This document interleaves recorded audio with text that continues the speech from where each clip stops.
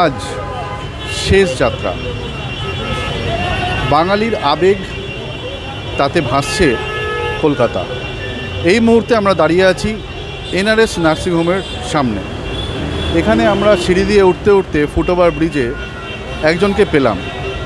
আমরা জেনে নেব ওনার নাম এবং কথা বলবো। নির্মল কুমার ধর। আপনি কোথা থেকে এসেছেন? আমি গিরিশ পার্ক। কী জন্য বসে আছেন এখানে আজকে এই গরমে? বুদ্ধবাবুকে দেখবো বলে। বুদ্ধবাবুকে শেষবার দেখার জন্য এসেছেন? 100 বার। বুদ্ধবাবু সম্বন্ধে যদি দু চার কথা বলতে হয় কি বলবেন?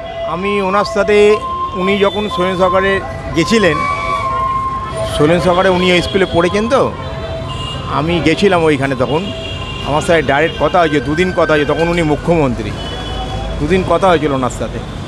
তারপর মুখ্যমন্ত্রী হিসেবে মানুষ কেমন ছিলেন বুদ্ধবাবু? ওনার মতো লোক হবে না সারা পৃথিবীতে। ওনার আরেকজনকে পাবো না খুঁজে, ওইরকম বুদ্ধবাবুকে আরেকজনকে খুঁজে পাবো না।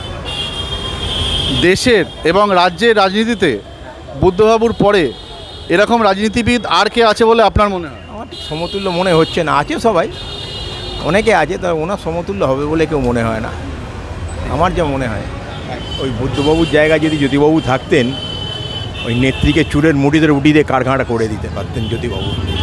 আসলে আমার মনে হয় পার্টি থেকে ইনি সেরকম কোনো এটা পায়নি, ফোর্সটা পায়নি বুদ্ধবাবু, যার জন্যই করতে পারেনি।